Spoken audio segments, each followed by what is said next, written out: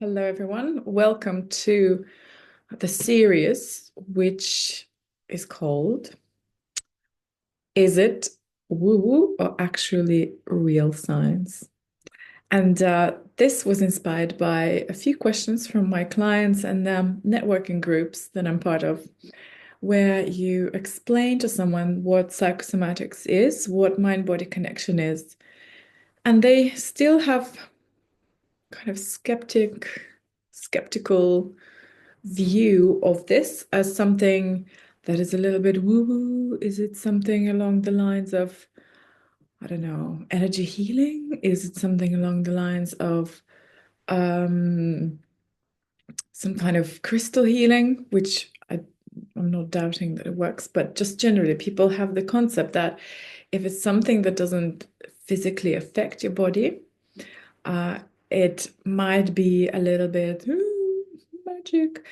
But actually, these series, I really wanted to go deeper into the energy structure of our body, which is the chakras, the chakra system, the basic something that everybody heard about and something that we're all familiar with, but not always know exactly what it has to do with anything in our body. And then I'll go over things that chakras are kind of what energy centers are for, what they do, what they tied in with our physical body and our emotional states, and also our responses to life. And I think by the end of this, it will make perfect sense. And hopefully, the doubts that all of this is real will go away. So, I'm Sasha. Welcome to my channel. I am psychosomatic therapist, hypnotherapist, also an artist, but my absolute favorite thing is to help people find a different way of living, of behaving, a different way of being, different way of managing their health, and generally finding a different way of doing things. So this channel is all about tips and tricks and explanations of how things work, potentially something that you could use in life, something that you could integrate, something that could maybe help you answer certain questions that you've been looking to answer for a while. So stick around, hit thumbs up, subscribe. I would be super grateful. Let's get going. So, what is the chakra system? Chakras, they are the energy centers within our body that are responsible for certain processes, certain feelings and emotions. They're responsible for certain physical processes and physical parts of our body. Also, they well, not just physical. So the upper chakras are responsible for our ability for our imagination, our ability to trust our intuition, ability to receive messages from our higher self, or whatever you may call it, to visualize, to create within our mind something that will eventually create into the physical world.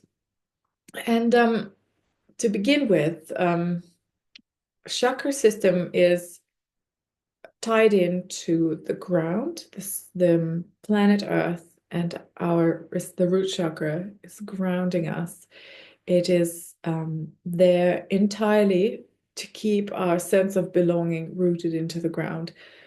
That gives us stability. It gives us kind of confirmation that we are present on this planet and we are where we should be. And then the crown chakra, it is connected up into the higher self realms where, the yin, so the yin energy and the yang energy, they come from opposite directions and they sort of activate our physical process, our body, our existence and fuel, in a way, fuel the energy, they fuel the body with the energy. But so these two chakras, they are kind of pointing outwards. They're not connected in any way to interactions with the outer world. And then the middle five chakras, they are all to do with our interaction with the world, with what messages are we sending out. It's like they're little radars and different levels to kind of to see if that's the right person for me. Is that person going to completely eat all of my life force? Is that person attractive? Do I find that person attractive? Do we have common, values, common visions in life? And it's not even something that we need to share vocally. It is like the sixth sense in a way. And as much as people like not can deny it, not believe it, it's been proven that it exists, and it's been something that I don't know. I think everyone sense that extra sense that they have, but they don't really know what it is. Well, this is the chakras at work. They are there to scan the space around, to scan the people, and weed out the weirdos that are for us weirdos, the dangerous ones, the ones that will you know bring certain experiences into our lives, or the ones that are we like the soulmates with, the ones that we are walking the same path. So in that way, chakras are located in specific areas, and they kind of don't move anywhere. And these specific areas in our body are tied into psychosomatic therapy, and how the blocks in those certain areas can create physical adjustments within that area or of the organs and tissues that this chakra is responsible for.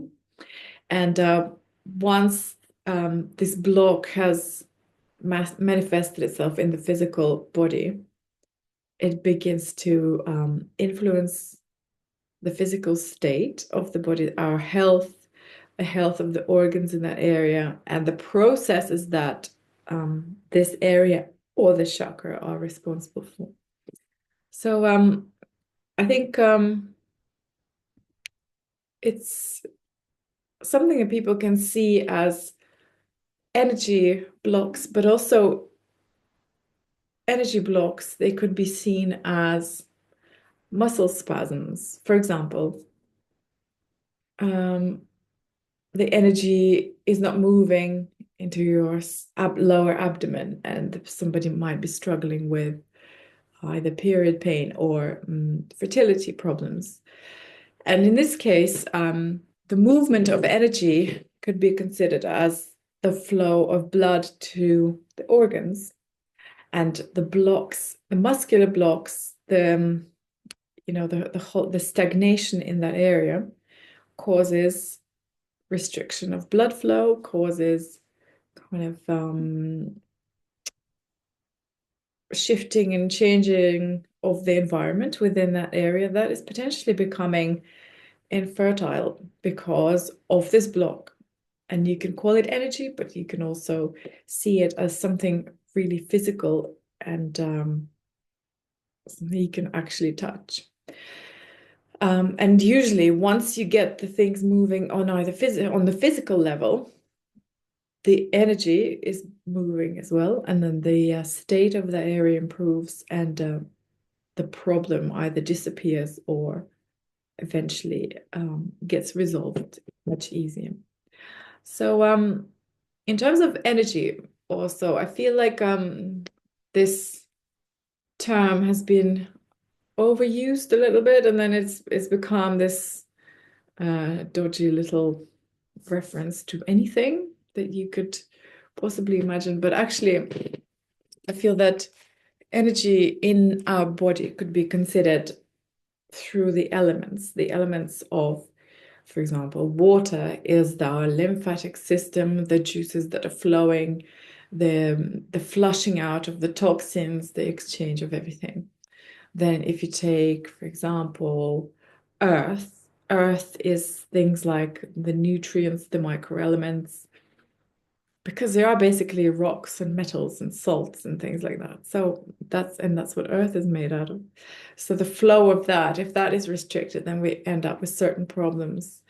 And then things like air, for example, and air again, it's the oxygen, it's the CO2 that gets constantly is transported through our blood system, through our lungs, inhaled, exhaled.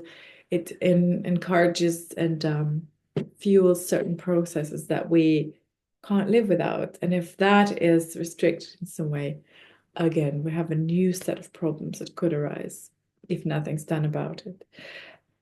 And then things like, for example, fire. I think for me, fire would be the metabolism and our ability to process everything that comes in. And again, if something happens to that, the stagnation there, the metabolism slows down, things don't burn properly, blah, blah, blah. Interestingly, that in psychosomatics, there is a set of certain kind of references where you can say that if you have like lower back ache, that is related to the burden that you're carrying. It's too heavy for you, that your worries about money, that you won't be able to handle it all and carry it through. And the same goes to a lot of pretty much every single health problem, that there is a connection that has already been established through years and years of experience and research and exploration. And every single one of them is related exactly to the feelings, the emotions that are tied in to specific chakras that are responsible for exactly those organs or tissues, that are also connected to our the chakra systems that are connected to our emotions and the feelings that this chakra is responsible for. And I think the most kind of the study and the most kind of proven and measured way of this correlation is Dr. Hammer's brain scans, not a brain scan, CT scans, when he did CT scans of people's brains. And he's noticed an absolute guaranteed three-way reaction. So the reaction goes in the feelings, then the reaction goes in a certain part of the brain that is responsible for that feeling, and then and something happens also within the organ or tissues that that part of the brain is responsible for. And again, all of that correlates with the chakras and how chakra is technically that center that brings everything together. And it can be in the good state, working perfectly, and when everything is fine. But from some sort of physical influence or our emotional state of feelings, it can come out of balance. And then two other things will guarantee to react to it. So on our feelings and emotions, something within our brain and something within our body. So I hope that makes sense. In the next videos, I'm going to go through every single chakra, and I will talk about what the chakra is all about, what kind of living qualities and our place in the world, what is it responsible for in that context? How is it related to our feelings, emotions, what feelings can bring it out of balance? And then also the physical manifestations of illnesses that are related to the chakra. And I will also talk about how these physical problems occur and what are the most the most typical ones that I see in people that are repeatedly coming to me with the same problem and then body's reaction to it. So thank you for watching. If you have any questions, comments below. Again, hit the like, subscribe, and hit the notification bell just so that this could reach more people. Thanks again. See you later.